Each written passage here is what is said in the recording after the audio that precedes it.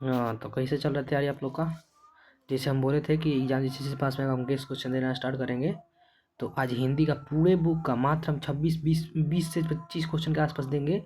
उतना ही पढ़ लीजिएगा लोग, उतना में से एक भी क्वेश्चन आप लोग का नहीं छोड़े। जो आता है ना 2 मार्क्स वाला, उसका हम बात कर रहे हैं। इसके बाद हम फिर जो सेशन लाएंगे उसमें दीर्घ उत्तरीय वाला लाएंगे, ठीक है? चलिए लो, आप लोग तैयार हैं? लो तो स्टार्ट किया जाए। चलिए अब स्टार्ट किया, लेट्स स्टार्टेड। क्वेश्चन नंबर 1 से हम लोग स्टार्ट करेंगे लो, ठीक है? चलो, क्वेश्चन नंबर 1 पूछ रहा है। अब बोले तो बोल रहा है, ठीक है? भगत सिंह की विद्यार्थियों की क्या अपेक्षा है? भगत सिंह को विद्यार्थियों से क्या अपेक्षा है? तो एक सेकंड रुक जाओ। भगत सिंह को, हाँ, भगत सिंह का मानना है कि विद्यार्थियों को केवल किताबी कीड़ा न बनना चाहिए, बल्कि राजनीति में भी भाग लेना चाहिए। उनका मानना क्या है? तो किताबी कीड़ा केवल नहीं बनना चाहिए, बल्कि राजनीति में भी भाग लेना चाहिए, ठीक है? उनकी अपेक्षा थी कि विद्यार्थियों देश की परिस्थितियों को समझे। जो विद्यार्थी हैं वो देश की परिस्थितियाँ हैं, देश में क्या अच्छा चल रहा है, क्या बुरा चल रहा है, उसको समझे। और ज़रूरत पड़े तो अपने तन मन से देश की सेवा के लिए कूद पड़े। उन्होंने बताया है कि उनका जो मानना था कि आप लोग पढ़ाई कीजिए लो, बढ़िया से कीजिए लो, लेकिन ज़रूरत पड़े तो राजनीति को भी समझिए लो। जब ज़रूरत पड़े तो देश की सेवा करने के लिए तन मन धन से जिस तरीका से हो उस तरीका से देश की सेवा के लिए आगे बढ़िए लो, ठीक है? चलिए लो, क्वेश्चन नंबर 2, गैगरीन। ये गैगरीन वाला जो क्वेश्चन है किस चैप्टर से लिया गया है, इसको कमेंट बॉक्स में बताइए। तो हम पढ़ाए हैं, जो समरी दिए थे उसमें आप लोग को पढ़ाए होंगे कि वो जो ओ सदा नीरा जो है उनका, ओ सदा नहीं नहीं नहीं, रोज कहानी जो लिखे हैं उनका कौन था? सच्चिदानंद हीरानंद वात्स्यायन अगेय जी का जो रोज कहानी था उसमें का है, ठीक है? उस कहानी का है। तो चलो, गैगरीन बोल रहा है, गैगरीन एक खतरनाक बीमारी है जो अक्सर कांटा चुभने या घाव के सड़ जाने के कारण होता है। किस चीज़ के कारण गैंग्रीन होता है? तो कांटा चुभने या फिर घाव के सड़ जाने के कारण होता है। ये किस कहानी से लिया गया है? तो ये रोज कहानी से लिया गया है, ठीक है? इसमें लेखक ने बताया है कि पहाड़ी इलाकों में इलाज की कमी के कारण बीमारी में अक्सर मरीजों के पैर या हाथ भी काटने पड़ते हैं, ठीक है? आर्ट्स ऑफ कन्वर्सेशन क्या है? तो आर्ट्स ऑफ कन्वर्सेशन ये किस चैप्टर से लिया गया है? चलो बताओ तो, क्वेश्चन में मतलब कमेंट बॉक्स में बताओ तो ये किस चैप्टर से लिया गया है? Arts of conversation. ये आर्ट्स ऑफ कन्वर्सेशन, ये बातचीत पहले का जो चैप्टर है उससे से लिया गया है। तो ये बातचीत करने की ऐसी कला है जिसमें चतुराई के साथ प्रसंग छेड़ा जाता है। ये क्या करने की कला है? तो ये एक बातचीत करने की कला है। क्या है? बातचीत करने की कला है, जिसमें चतुराई के साथ अपने बातों को कहा जाता है। मतलब प्रसंग छेड़ना मतलब अपनी बातों को कहना, ठीक है? कि सुनने वाले को बहुत आनंद मिलता है। तो बहुत क्या आता है? अच्छा लगता है, आनंद मिलता है। यह कला विशेष रूप से यूरोप में है। किस देश में है विशेष रूप से? तो विशेष रूप से किस देश में है? यूरोप में है, ठीक है? चलो आगे पढ़ो। यह सुहृदय गोष्ठी भी कहते हैं। इसको क्या कहते हैं? सुहृदय गोष्ठी भी कहते हैं। कौन सी कहते हैं? सुहृदय गोष्ठी भी कहते हैं, ठीक है? आप लोग का कैसा लग रहा है क्वेश्चन, कमेंट बॉक्स में बताइए लो। हाँ, इसका पीडीएफ हम व्हाट्सएप ग्रुप में भी दे देंगे, और ना होगा तो ठीक है, हम इस वीडियो के डिस्क्रिप्शन में भी डाल देंगे, आप वहाँ से ले लीजिएगा लो। पीडीएफ के लिए कोई चार्ज नहीं लगेगा, एकदम फ्री है, ठीक है? मानक और सिपाही एक दूसरे को क्यों मारना चाहते थे? ये चैप्टर किससे है? तो वो जो हमारा जो था वो चैप्टर का नाम क्या था? तो सिपाही की माँ जो था ना, उसी से लिया गया है। सिपाही की माँ के लेखक कौन है? तो मोहन राकेश है। कौन है जी? मोहन मोहन राकेश। एक सेकंड, मोहन राकेश जी है। सिपाही के लेखक कौन है? मोहन राकेश, ठीक है? चलो हम लोग स्टार्ट करते हैं। उन्होंने मतलब क्या लिखा है इसमें? तो मानक वर्मा की लड़ाई में अंग्रेजों की ओर से था। किसकी ओर से था? तो अंग्रेजों की ओर से था। ओर से सिपाही ओर से लड़ रहा था, ठीक है? मानक किसकी ओर से लड़ रहा था? अंग्रेजों की ओर से। और दूसरा सिपाही किस ओर से था? तो वो जापानी सेना की ओर से। तो दूसरा सिपाही जो दुश्मन था वो जापानी सेना के पक्ष से था, ठीक है? युद्ध के मैदान में वे एक दूसरे के दुश्मन थे, और सिपाही अपनी जान बचाने और अपनी जीत के लिए एक दूसरे को मारना चाहते थे, ठीक है? यही सिंपल सा आंसर है। एकांकी और नाटक में क्या अंतर है? तो अकॉर्डिंग टू दिस, एकांकी में और नाटक में अंतर क्या है, ठीक है? चलो, इनमें केवल एक अंक होता है। एकांकी में कितना होता है? केवल एक अंक होता है, ठीक है? और कथा वस्तु संक्षिप्त होता है। क्या होता है? कथा वस्तु संक्षिप्त होती है। इसमें किसी एक घटना या चरित्र के एक पक्ष पर ध्यान केंद्रित किया जाता है, ठीक है? जबकि इनमें एक अंक होता है, इसमें भी इसमें कई अंक होते हैं। कितने अंक होते हैं? तो इसमें होते हैं कई अंक, ठीक है। इसमें कितने होते हैं? कई अंक होते हैं। ये बात ध्यान रखिएगा, इसमें कितना होता है? एक अंक होता है, इसमें कई अंक होते हैं, ठीक है। और यह कथा वस्तु को विस्तार से फैलाती है। ई को चीज़ फैलाती है, तो ये संक्षिप्त करती है, और ये क्या करती है? विस्तार से फैलाती है, ठीक है। चलो, विस्तार से फैलाती है। इसमें अनेक पात्र एवं उपकथाएं होती है। इसमें कितने होते हैं? अनेक पात्र होते हैं, बहुत सारे उपकथाएं भी होती हैं। किसमें? तो नाटक में। लेकिन एकांकी में बस केवल एक होते हैं, ठीक है। चलो, जन जन का चेहरा एक, ये जो जन जन का चेहरा एक है, चेहरा एक से कवि से क्या तात्पर्य? जन जन का चेहरा एक के कवि से जो तात्पर्य क्या है? तो कवि गजानन माधव। इसके पहले ही बात है, इसके कवि कौन है? गजानन माधव मुक्तिबोध है, ठीक है। का तात्पर्य है कि दुनिया के किसी भी कोने में रहने वाला मनुष्य हो, उसकी पीड़ा, संघर्ष, आशाएं और शोषण के विरुद्ध आक्रोश एक समान है, ठीक है। भौगोलिक सीमाएं अलग हो सकती हैं, पर मानवता का चेहरा एक ही है, ठीक है। चलो, बिटिया कहाँ कहाँ लोहा पहचानती है? क्या क्या पहचान? बिटिया कहाँ कहाँ क्या पहचानती है? तो लोहा पहचान पाती है। तो इसको क्वेश्चन से मतलब क्या है? तो इस क्वेश्चन कहाँ से लिया गया है? ये बात याद रखिए। इसे क्वेश्चन जो होता है ना, उसको आपको बोल देगा कि ये जो लाइन है ये किस चैप्टर से लिया गया, इसके लेखक कौन है। ऑब्जेक्टिव में आता है, चाहे 5 मार्क्स में भी आ सकता है कि इस लाइन के माध्यम से कवि क्या करना चाहते हैं बताइए, चाहे लेखक क्या करना चाहते हैं बताइए। तो इसको इसे पहचानिएगा लोग कि किस चैप्टर से लिया गया है, क्या है, तो ज़्यादा बेटर रहेगा। तो इसीलिए हम लगा दिए, ठीक है। बिटिया कहाँ कहाँ लोहा पहचान देती है, कौन चीज़ है? प्यारे नन्हे बेटे को, इस कविता से है, ठीक है। चलो, इसके बाद कविता में बिटिया अपने आसपास के छोटे छोटे चीज़ों में लोहा पहचानती है। किस चीज़ में पहचानती है? तो छोटे छोटे चीज़ों में, जैसे कि चिमटा, कलछुल, सिंगड़ी, दरवाजे की संकाल और कब्जे में, इस सब में पाती है, ठीक है। इस बात का प्रतीक है कि लोहा हमारे जीवन के हर क्रम में समाया हुआ है, ठीक है। चलो आगे बढ़ो। 8 नंबर क्वेश्चन, उषा का जादू कैसा है? उषा का अर्थ क्या होता है? तो उषा का जो अर्थ होता है वो होता है सूर्य। जो सूर्योदय सुबह सुबह होता है ना, सूर्य, ठीक है। तो जो सूर्योदय सुबह सुबह होता है, उस टाइम की जो लालिमा होती है ना, उसी को क्या कहते हैं? उषा कहते हैं, ठीक है। चलो, उषा का जादू सुबह के सूर्योदय, दे लिखा ही है। उषा का जादू सुबह के सूर्योदय के समय आकाश में बदलते रंग का उद्भव दृश्य है। उषा क्या है? तो सुबह जो आकाश में जो सूर्योदय होता है ना, उस टाइम जो आकाश का रंग रात के कालिमा से, जो सुबह हल्का हल्का लाल लाल होता है, नीले आकाश को सफ़ेद की किरणों की तरफ फैलाता है, वैसे वैसे जो होता है ना, नीला से काला से हल्का हल्का सफ़ेद फिर लाल होते जाता है। तो उस टाइप के जो होता है ना, उसको क्या कहते हैं? उषा कहते हैं, उषा का जादू कहते हैं। क्या कहते हैं? उषा का जादू कहते हैं। तो इसमें आगे देखिए, नीले आकाश में सफ़ेद सूर्य के किरणों को फैलाना और वातावरण में छाई नमी एक जादू की तरह लगती है, जो सूर्योदय होते ही टूट जाती है, ठीक है। चलो, शिवाजी की तुलना भूषण ने मृगराज से क्यों किया है? तो मृगराज का अर्थ क्या होता है, पहली बात जान लीजिए लो। तो मृगराज का अर्थ होता है, एक सेकंड,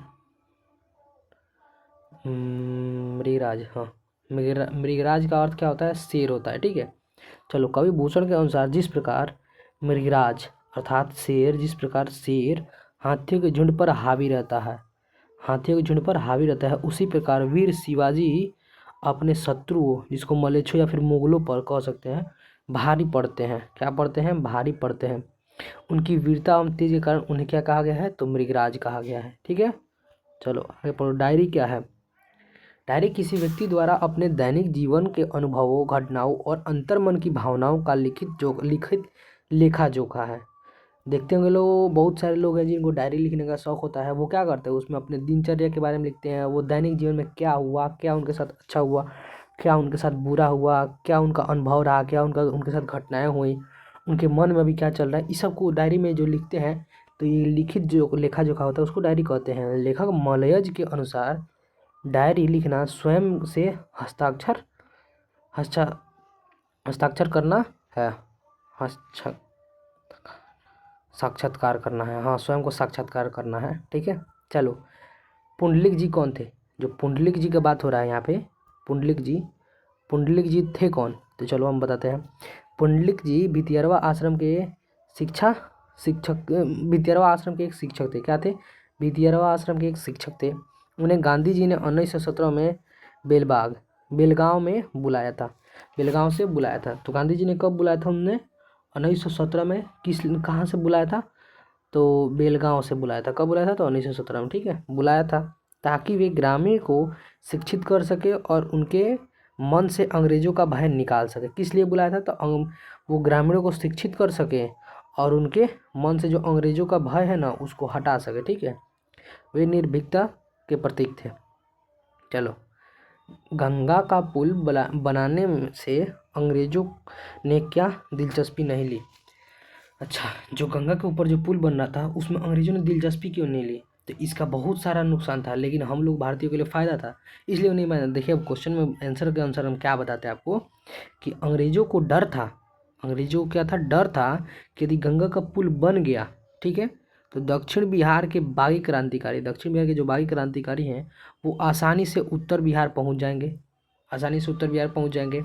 वे नील के किसानों के विद्रोह एवं क्रांतिकारियों के आपसी संपर्क को रोकने के लिए आवागमन का कठिन करना चाहते थे।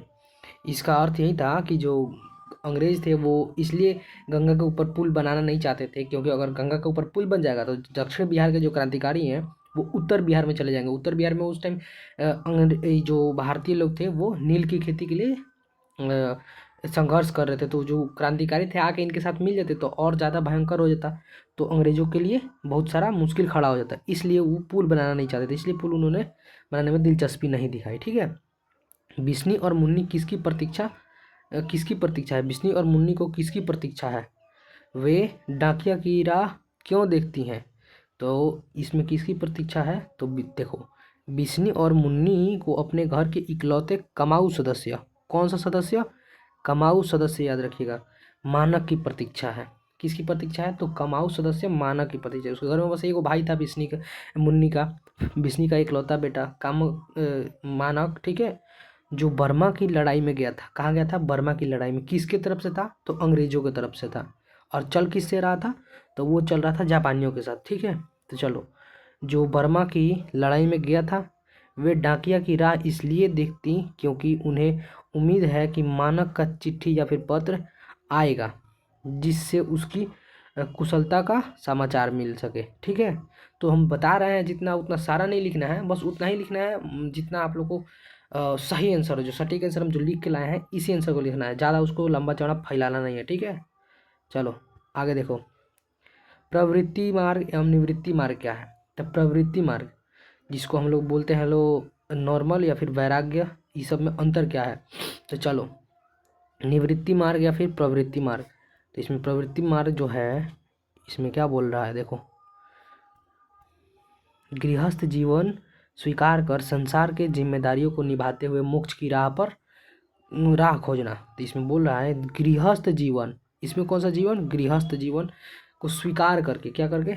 स्वीकार करके, ठीक है, संसार के जिम्मेदारियों को निभाते हुए, संसार के जिम्मेदारियों मतलब माँ बाप, पति पत्नी, बेटा उटा सबका जिम्मेदारी निभाते हुए मोक्ष की राह की खोज करना, मोक्ष की राह का खोजना, ठीक है, उसे प्रवृत्ति मार्ग कहते हैं। इसमें नारियों को सम्मान दिया जाता है। क्या दिया जाता है? सम्मान दिया जाता है, ठीक है। और अब आता है निवृत्ति मार्ग, जिसको बोलते हैं वैराग्य, ठीक है, संसार और गृहस्थ जीवन का त्याग, संसार और गृहस्थ जीवन का त्याग, संन्यास धारण, क्या धारण? संन्यास धारण करना, ठीक है। ऐसे मार्ग पर चलने वाले अक्सर नारी को अपना साधना में बाधक मानते हैं, ठीक है। किसको बाधक मानते हैं? तो नारी को अपना बाधक मानते हैं। इसको बोलते हैं वैराग्य, संसार से दूर चले जाना, मोह माया से निकल जाना। तो आप लोग एक बात बताइए, लो कौन सा सही है? वैराग्य सही है कि वो वाला सही है? आप लोग कौन लेने वाले हैं? लो वैराग्य या फिर संसार के साथ चलना है, शादी ब्याह करना है? कमेंट बॉक्स में बताइए तो। चलिए आगे बढ़ते हैं। चंपारण क्षेत्र में बाढ़ की प्रचंडता के बढ़ने का क्या कारण है? तो चंपारण क्षेत्र में बाढ़ की प्रचंडता जो बढ़ने का कारण क्या है उसको हम लोग देखते हैं लोग। तो चंपारण में जो बाढ़ की प्रचंडता है, इसके सबसे प्रमुख कारण में आता है वनों की अंधाधुंध कटाई। बहुत ज़्यादा कटाई हो रहा है, ठीक है। पहले घने जंगल, पानी की गति को रोकते थे।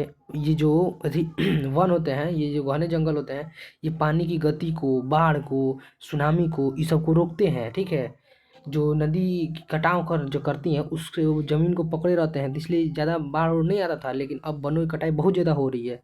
ठीक है, और उनकी जड़ें मिट्टी को पकड़े रहती थी। ठीक है, लेकिन अब जंगल साफ होने से नदियों का बहाव तेज हो गया है, इसलिए बाढ़ ज़्यादा आ रहा है। ठीक है, चलो। विद्यालय में लेखक ओम प्रकाश वाल्मीकि के साथ कैसी घटनाएं घटती हैं। तो विद्यालय में जो लेखक ओम प्रकाश वाल्मीकि हैं, इनके साथ जो घटनाएं घटती हैं, इनको बहुत सारा मतलब झाड़ू लगवाना, और बूथ से हेड मास्टर जो थे वो बूथ से काम कराते थे। चलो हम देखते हैं। और ये जो चैप्टर है ये कहाँ से लिया गया है, ये जो लाइन है ये लिया गया है आपके जूठन से। ठीक है, जूठन ओम प्रकाश वाल्मीकि इसके लेखक है। ठीक है, पाठ के अनुसार लेखक के साथ विद्यालय में जातिगत भेदभाव होता है। कौन सा भेदभाव होता है, बहुत इंपॉर्टेंट, याद रखिएगा, जातिगत भेदभाव। ठीक है, हेडमास्टर कलीराम उनसे पढ़ाने के बजाय पूरे स्कूल के मैदान में झाड़ू लगवाते हैं। उन्हें कक्षा में बैठने नहीं दिया जाता और अपमानित किया जाता है। ठीक है, चलो। और बताओ, ये झाड़ू लगाते समय उनके किसने देखा।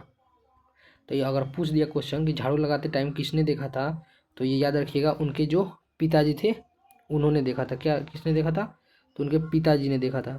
उनके पिताजी उनको प्यार से क्या बुलाते थे, तो मुंशी जी बुलाते थे। क्या बुलाते थे, मुंशी जी। ठीक है, चलो आगे बढ़ो। कवि जायसी अपने एक आँख की तुलना दर्पण से क्यों की है।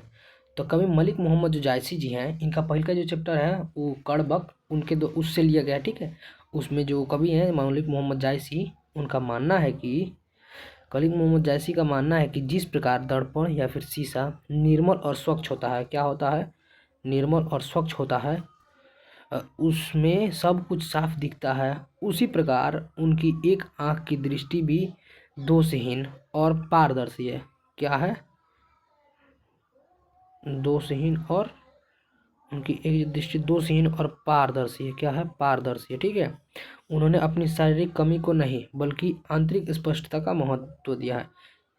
सही बात है, शारीरिक कमी कुछ भी हो, किसी का हाइट छोटा या कुछ भी होता है, उसको नहीं ध्यान देना चाहिए, अपने आंतरिक स्पष्टता को महत्व देना चाहिए। मतलब मन से क्या है, आप कितने ताकतवर हैं, क्या है आपके अंदर, आपकी खूबियाँ क्या हैं, इस पे ध्यान देना चाहिए। तो कवि कवि जो मलिक मोहम्मद जायसी हैं, इनके अनुसार भी यही है। उन्होंने एक आँख की तुलना अपने निर्मल जो शीशा है, उसने बताया कि शीशा जिस तरह निर्मल और स्वच्छ होता है, साफ दिखाई देता है, दोषहीन और पारदर्शी होता है। अगर सामने आप बुरा इंसान है तो आपको बुरा उसमें दिखेगा, आपने चेहरा पे कुछ लगाया तो वैसा ही दिखाई देगा, वो कोई चापलूसी उपलूसी नहीं करता है। उसी प्रकार कवि अपनी एक आँख की तुलना उससे करते हैं, शीशे। ठीक है, चलो।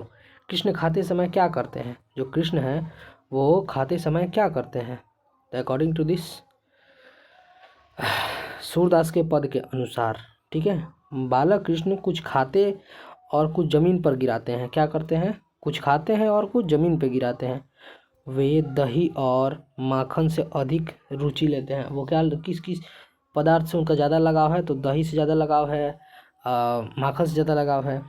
वे अपने हाथ से नंद बाबा के मुंह में भी भोजन डालते हैं। तो वो खाना खाते टाइम उठा के अब इनमें पिताजी को खिलाते हैं, मतलब नंद बाबा को। यह दृश्य देखकर माता यशोदा और नंद बाबा धन्य हो जाते हैं। ठीक है, चलो। और ये बता दो किस चैप्टर से लिया गया है, मतलब किस पद से लिया गया है। तो ये पद जो सूरदास लिखे हैं उससे लिया गया है, या फिर ना तुलसीदास लिखे हैं उससे लिया गया है, इसको कमेंट बॉक्स में बताओ। जो कृष्ण के बारे में है किस में लिया गया, किस में बताया गया है। ठीक है, तुलसीदास सीता जी से कैसी सहायता मांगते हैं।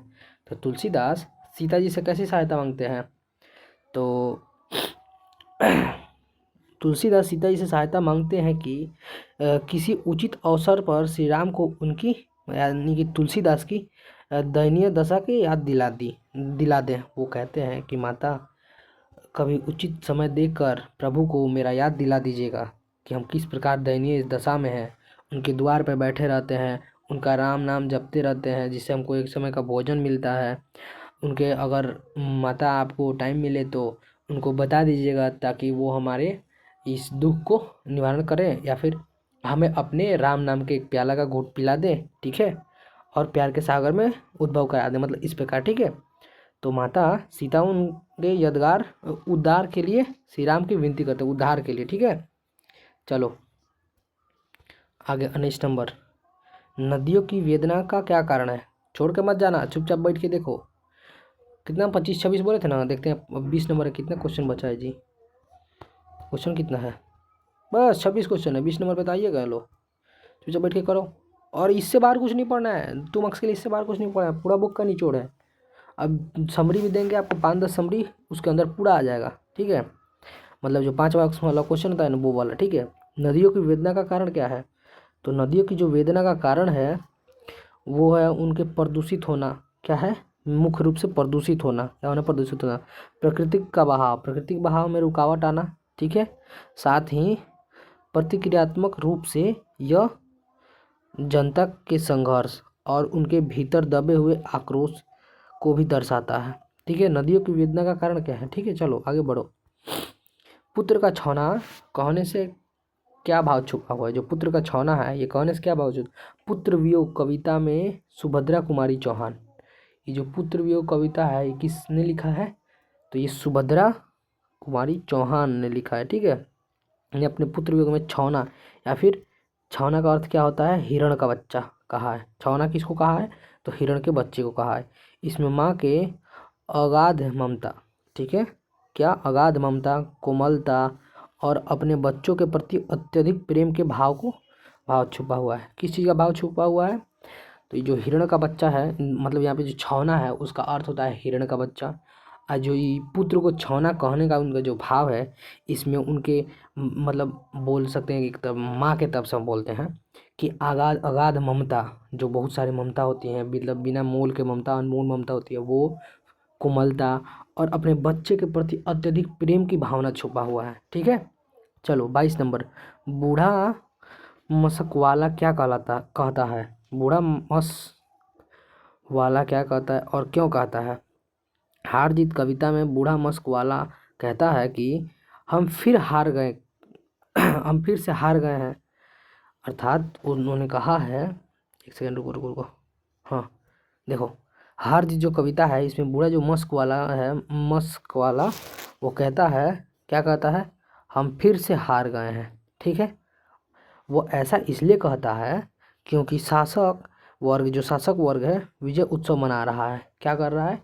विजय उत्सव मना रहा है, जबकि आम जनता के लिए कुछ नहीं बदला और असली सच्चाई हार को छिपाया जा रहा है। अर्थात जो असली सच्चाई है हार को छिपाया जा रहा है। मतलब कहने का तात्पर्य उनका यही है कि भले आप पॉलिटिक्स में जीत जा रहे हैं, भले आप जीत जा रहे हैं, लेकिन क्या आप जीतने के बाद जो वो है जो शासक है वो जीत जा रहा है, लेकिन वो जस्ट जो मना रहा है उससे जनता को कोई फायदा है या फिर कुछ है, जनता खुश है? तो ये बात नहीं है। तो वो इसे बताते हैं कि भले जीत तो उनकी हो रही है लेकिन हार हम लोग की हो रही है, तो ये हार को छिपाया जा रहा है उनके जश्न के जरिए। ठीक है, तो यही जो बूढ़ा मस्क वाला है ना वही कहता है। चलो, चातकी किसके लिए तरसती है? जो चातकी है वो तरसती किसके लिए है? तो चातकी होती कौन है? तो जो फीमेल चातक होते हैं ना, उनकी फीमेल जो होती हैं चातकी, उन्हीं को कहते हैं चातक पक्ष की मादा। चातकी होती क्या है? तो चातक पक्ष की मादा। ठीक है, चलो, स्वाति नक्षत्र की पहली बूंद के लिए तरसती है। किस चीज़ के लिए तरसती है? तो स्वाति नक्षत्र की पहली बूंद के लिए तरसती है। ठीक है, वह साल भर प्यासी रहती है और केवल स्वाति नक्षत्र के जल से ही अपनी प्यास बुझाती है। यह अटूट प्रेम की निष्ठा का प्रतीक है। ठीक है, कौन कौन चातकी देखा है जी तुम लोग में? चलो, दानव दुरात्मा से क्या अर्थ है? दानव दुरात्मा से अर्थ, तो जन्म देखो, जन मन का चेहरा एक, जन मन का चेहरा एक। अच्छा, जन मन का जो चेहरा एक है ये किसने लिखा है? तो हम लोग जो ऊपर जो क्वेश्चन एक बताए थे उसी में था गजानन माधव मुक्तिबोध। क्या था? गजानन माधव मुक्तिबोध, उनके द्वारा ही लिखा हुआ है जन जन का चेहरा एक। ठीक है, ये कविता में दानव दुरात्मा उन लोगों की व्यवस्था को कहा गया है। किस चीज़ को कहा गया है? व्यवस्था को। तो किन लोगों की व्यवस्था को कहा गया? आगे देखते हैं। कहा गया कि आम जनता का शोषण करते हैं, ठीक है, हिंसा फैलाते हैं और मानवता के दुश्मन है। यह पूंजीवादी एवं शोषक शक्तिशाली का प्रतीक है। ठीक है, शक्तियों का प्रतीक है। तो कहने का अर्थ यही है कि जो दुरात्मा है वो पॉलिटिक्स में देखो क्या होता है, नॉर्मल पॉलिटिक्स में सब लोग अपने जाति के धर्म के आधार पर वोट देते हैं, जीतते वो हैं, ठीक है, और शोषण उन्हीं लोग का करते हैं। जीत भी गए और शोषण भी किए, फिर भी लोग जाति धर्म के बाद दे ही देते हैं वोट। तो वहीं कहा गया है कि उन लोगों की व्यवस्थाओं को कहा गया है जो आम जनता का शोषण करते हैं, हिंसा फैलाते हैं, हिंसा फैला के जाति धर्म पे लड़ाई करवा देंगे और जीत जाएंगे, और मानवता के दुश्मन हैं, ठीक है। यह पूंजीवाद और शोषक शक्तियों के प्रतीक हैं, ठीक है।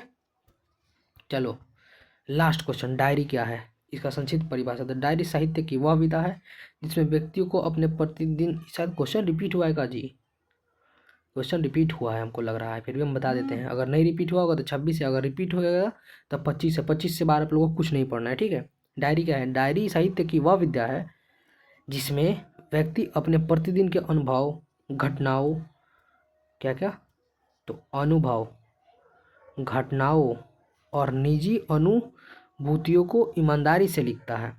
यह लेखक के स्वयं के साथ किया गया संवाद है। तो ये तो हम बतेबे किए थे, ये क्वेश्चन शायद रिपीटेड है। चलिए लो, अगर आप लोग को सेशन अच्छा लग रहा होगा तो चैनल को सब्सक्राइब कर लीजिए लो, कैसे कि अब डेली, मतलब डेली नहीं, हम कोशिश करेंगे जल्दी जल्दी। हो सकता है तो एक दिन में 2 भी आ सकता है, या फिर एक दिन में 1 भी आ सकता है, या फिर थोड़ा सा टाइम भी लग सकता है। टाइम तो नहीं लगेगा, कैसे एग्जाम बहुत पास आ गया है, तो हम डेली एक एक चाहेंगे, हर बुक का एक एक गेस क्वेश्चन देने का, ठीक है। अगर ऑब्जेक्टिव चाहिए तो ऑब्जेक्टिव के लिए आप लोग कमेंट बॉक्स में बता दीजिए लो, और चैनल को सब्सक्राइब कर दीजिए लो, और लाइक कर दीजिए लो, अपने दोस्तों को भी शेयर कर दीजिए लो, ठीक है।